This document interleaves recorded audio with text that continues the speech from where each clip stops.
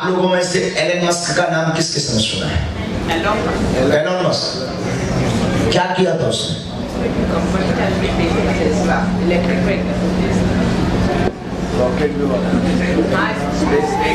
ठीक।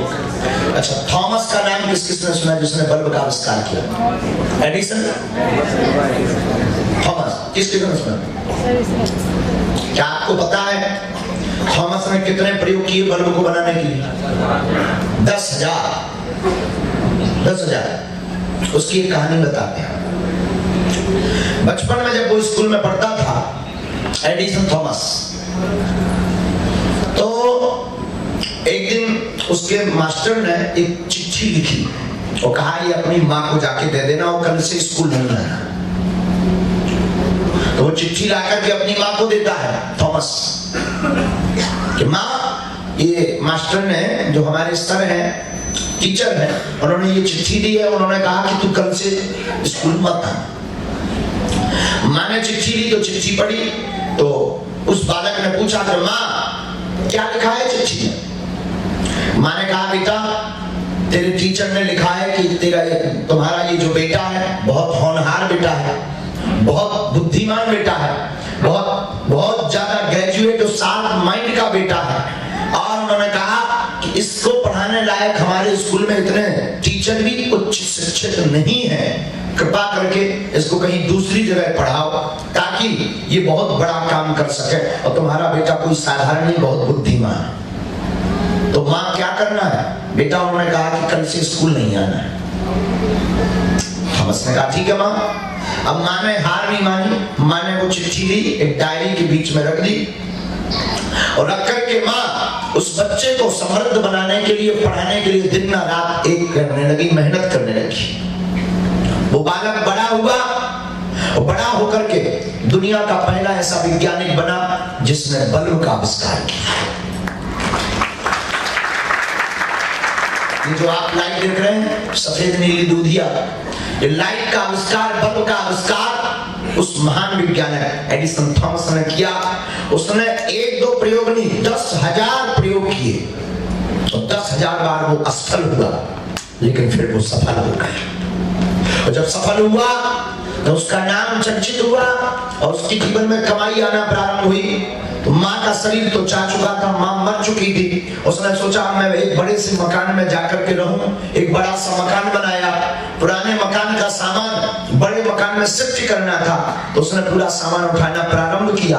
उसमें वो डायरी भी मिली, जिस डायरी में वो चिट्ठी थी, उसने डायरी माँ की खोली, उसमें वो चिट्ठी मिली। उसने सोचा ये तो वही चिट्ठी है जो मेरे टीचर ने दी थी, जरा पढ़ के तो देखूं इसमें क्या लिखा है। उस चिट्ठी में लिखा था, डियर अभिभावक, आपका ये जो बालक है नंबर 1 का बुद्धू है, मूर्ख है, ये और बच्चों को भी मूर्ख बना देगा, ये अनपढ़ गवार है, ये जिंदगी में कभी कुछ नहीं कर सकता है, इसको कल से स्कूल मत भेजना।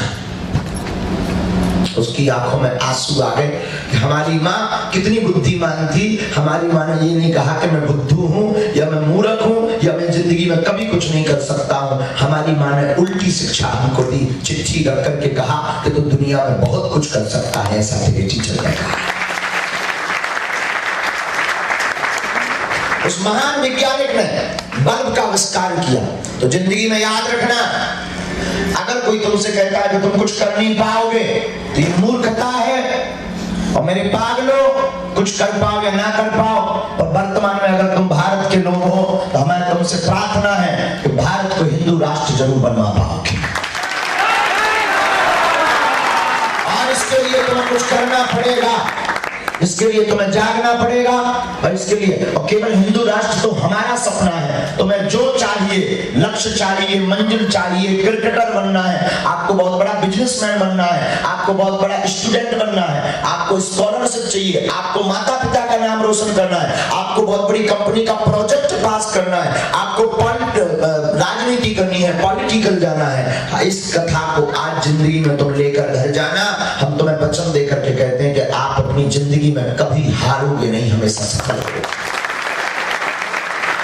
पॉजिटिव सोच आपको जिंदा रखेगी और सफलता तक पहुंचाएगी। इसलिए फिर सूत्र दोहराओ, जो प्राप्त है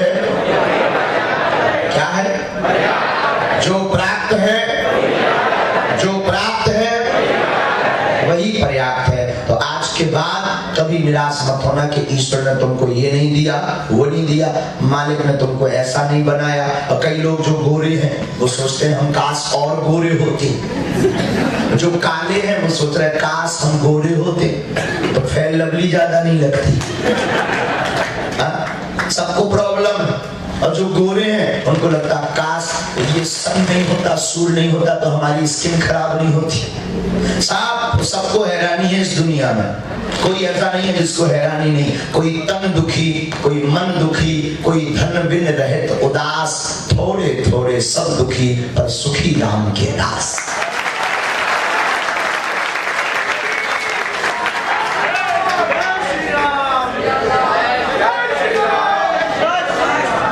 जो फकीरी मिजाज रखते हैं ठोकर पर ताज रखते हैं।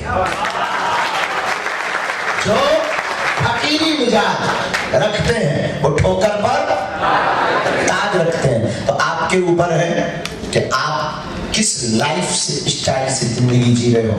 और आज यहाँ आए हो तो बुद्धू बनकर नहीं, बागेश्वर बालाजी के चरणों से बुद्ध बनकर जाना। क्या है जो प्राप्त है वही पर्याप्त है। और मेरे पागलों, कलयुग के राजा श्री हनुमान जी हैं और हनुमान जी को ध्यान वाला बुद्धू नहीं बुद्ध होता है।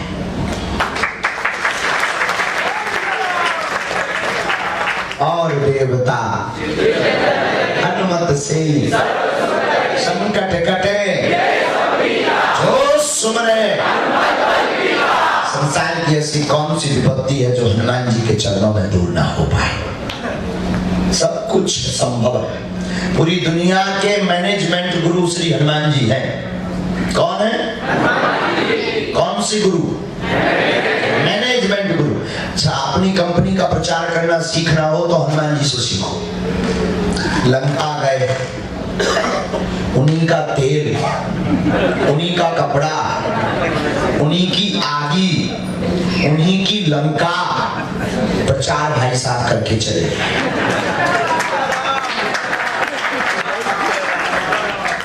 ऐसा दुनिया का कौन कंपनी वाला होगा कि अपना बिना डेमो दिखाए, अपना सामान बिना खर्च किए कोई कंपनी का प्रचार कर दे।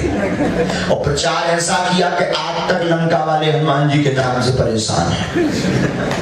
हाँ, तो श्री हनुमान जी महाराज एक ऐसे देवता हैं जिन्होंने दुनिया को सब कुछ सिखाया है। और अगर तुम भी ऐसे हनुमान जी के चरण पकड़ोगे तो तुम दुनिया के किसी भी विषय से वंचित नहीं रहोगे। और देवता चित्त न धरई हनुमत से सर्व सुख करई। और कौन कौन सब सुख पाना चाहता है? पक्का पक्का आज से बालाजी के हो जाओ। एक दो दिन के लिए नहीं, सुबह तुम उठो, नहाओ धो, बालाजी का जाओ, ऐसे नहीं हो ना, हमेशा के लिए। ठीक है? कब के लिए? बोलो बोलो बोलो बोलो बोलो। हमेशा के लिए खूब मुस्कुराओ। और हम आपको वचन देते हैं, कलयुग के राजा हनुमान जी हैं, अगर तुम इनको ध्याओगे, इनका भजन करोगे तो निश्चित है आपकी जिंदगी में चार चांद लगेंगे। तो आज का सूत्र